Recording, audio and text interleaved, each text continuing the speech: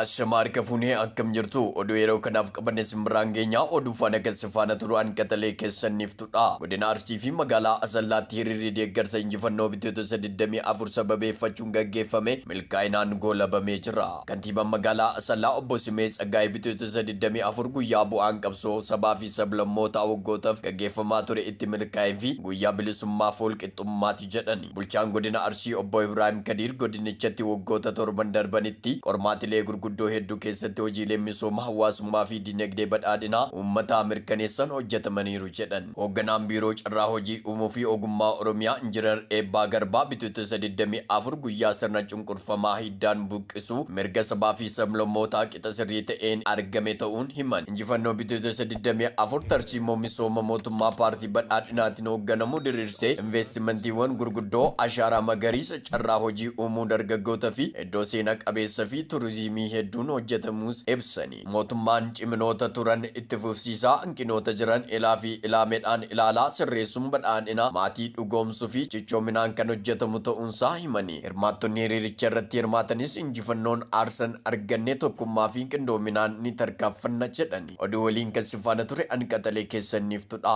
Oduu weetawaa bifa kanaa qabadhe akkasini dhiyaadhuuf tiiktookii koo fooloo yuutuubii koo sabskiraayib gochuun nafaana ta'aa jechuun hawwii koo yeroo hundumaati. Jalqabarraa kaasanii hamma ammaatti waan na hordoftaniif kabaji keessan guddaadha. Horaa bulaa deebanaa.